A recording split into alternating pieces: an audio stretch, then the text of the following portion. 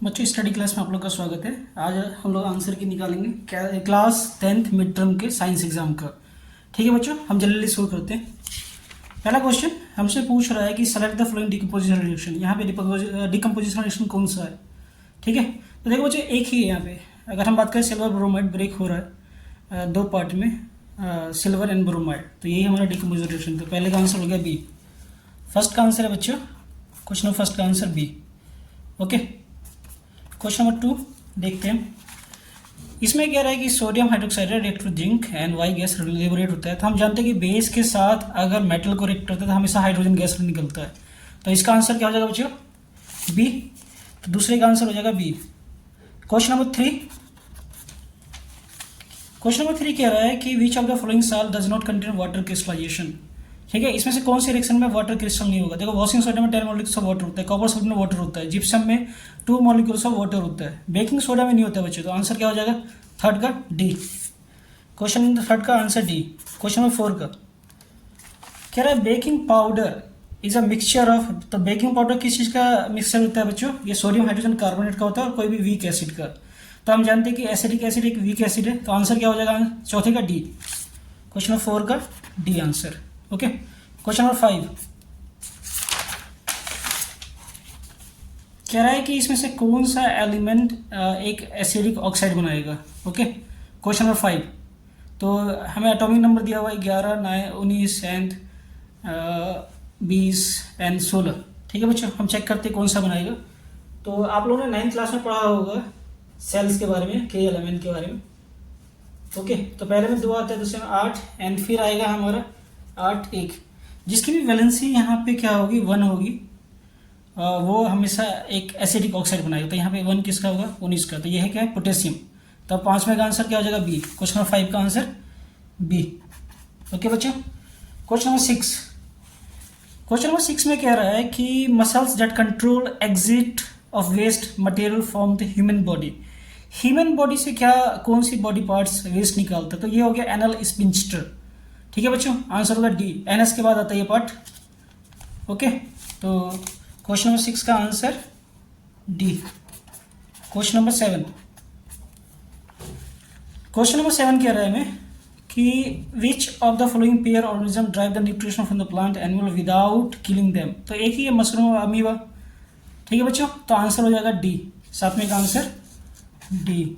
Okay बच्चों, question number हम देखते हैं 8। इसमें कह रहा है कि इसमें से कौन सा करेक्ट मैच है। ओके, एस्ट्रोजन ओवरी ग्लैंड में होता है, बिल्कुल सही बात। थायरोक्सिन थायरोइड ग्लैंड में होता है। इंसुलिन पेनक्रियास ग्लैंड में होता है। एंडोलिन में एंडोक्राइन ग्लैंड होता है बच्चों, पिट्यूटरी ग्लैंड नहीं होता है। पिट्यूटरी ग्लैंड को मास्टर ग्लैंड भी कहते हैं, जो हमारे ब्रेन में होता है। ठीक है, तो ये बिल्कुल गलत मैच है। तो 8वें का आंसर हो जाएगा सी। 8वें का आंसर सी। ओके, नेक्स्ट देखिए 9वां। इसमें क्या रहा है? There are many actions in human body which are controlled by brain. Actions such as blood pressure, salivation, vomiting are controlled by which part of the human brain? तो ये medulla करता है बच्चों। ठीक है, आप लोगों ने जब ब्रेन पढ़ा होगा तो ब्रेन के 3 पार्ट होते हैं, fore brain, mid brain, hind brain. ठीक है, और हिंड ब्रेन के 3 पार्ट होता है, पोन्स, मेडुला एंड सेरेब्रम। तो आंसर क्या हो जाएगा? डी। तो क्वेश्चन नंबर 9 का आंसर डी। क्वेश्चन नंबर 10 देखते हैं बच्चों।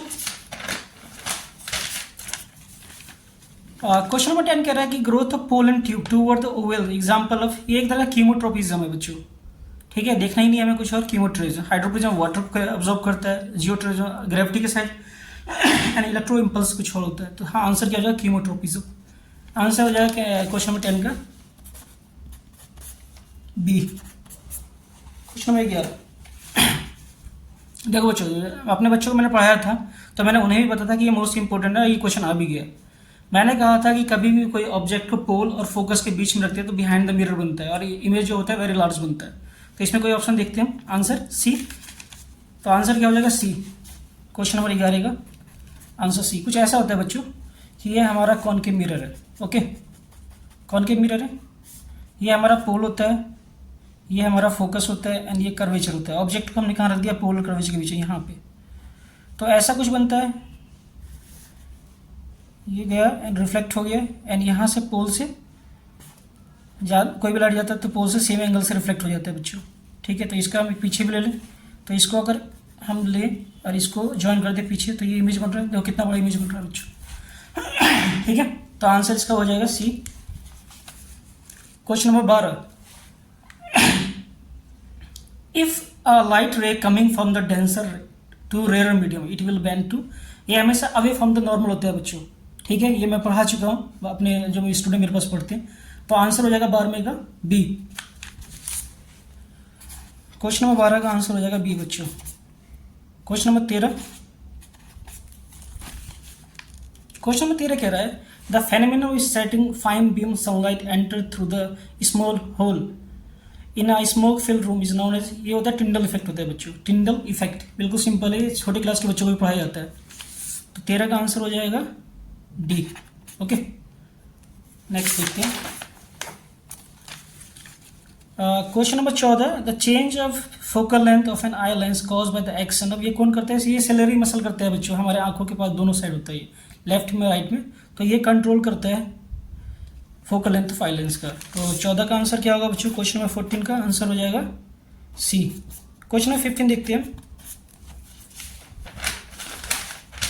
क्वेश्चन नंबर 15, इसमें कह रहा है कि which of the following is not component of ecosystem, ecosystem का पार्ट नहीं है इसमें। तो कौन सा? प्रोड्यूसर है, कंज्यूमर भी है, डिकम्पोजर भी है, जो जिसमें बैक्टीरिया, पैरासाइट, ये सब डिकम्पोजर कम होता है, वल्चर। ठीक है, कंज्यूमर में जितने भी जानवर हैं वो सारे कंज्यूमर होते हैं, और प्रोड्यूसर में पेड़ पौधे जितने भी होते हैं वो प्रोड्यूसर में आते हैं। तो आंसर है पॉल्यूटेंट्स, ये इकोसिस्टम का पार्ट नहीं है। तो 15 का आंसर क्या हो जाएगा बच्चों? 15 का आंसर डी। क्वेश्चन नंबर 16, देखो बच्चों ये भी इकोसिस्टम से क्वेश्चन आया है। In terrestrial ecosystem how much percent energy sunlight is capture by the green plant that fall in their leaves and convert into food energy. Sunlight से जो भी हम एनर्जी ऑब्जॉर्व करते हैं तो उसका केवल 1% एनर्जी को ही हम कन्वर्ट कर पाते हैं, और फिर ऑब्जॉर्व करने के बाद हमारे दोबारा दूसरे में एनर्जी आता है तो 10% कैप्चर करता है बच्चों। तो आंसर हो जाएगा 16 का डी, 1%, डी आंसर। ठीक है, क्वेश्चन नंबर 17, देखो बच्चों 17 करना है तो डीप नॉलेज होना चाहिए आपके पास, तभी आप कर सकते हो करेक्ट। ओके, पहला देखते हैं असर्शन। कह रहा है कैल्शियम ऑक्साइड को रिएक्ट किया हमने वाटर के साथ तो कैल्शियम हाइड्रोक्साइड बनाएगा और प्लस ये एक्सोथर्मिक रिएक्शन होगा, हीट रिलीज करेगा। एक्सोथर्मिक का मतलब होता है हीट रिलीज करना। तो जो हीट रिलीज करेगा ऑब्जॉर्व कैसे कर लेगा? तो ये तो बिल्कुल गलत दिया हुआ है। ठीक है, तो रीजन इनकरेक्ट है और असर्शन ट्रू है। तो आंसर क्या हो जाएगा 17 का सी। क्वेश्चन नंबर 17 का आंसर हो जाएगा बच्चों C. Question number 18, question number 18 कह रहा है कि ventricle of human heart have the thicker muscles wall than the आर्टिया डू। ओके, देखो ब्लड से जो हार्ट से जो ब्लड निकलता है उसका बहुत ज़्यादा हाई प्रेशर होता है, तो जो ब्लड के जो वेजल्स होते हैं वो थिक होते हैं, थिकर होते हैं, क्योंकि वो प्रेशर को सस्टेन कर पाए। ओके बच्चों, बिल्कुल सही बात है। Ventricle have to pump blood into the various organ, और वेंट्रिकल से जो ब्लड है पूरे बॉडी में जाता है, ये भी बिल्कुल सही बात है। तो ये दोनों ही सही है। तो आंसर क्या हो जाएगा 18 का ए।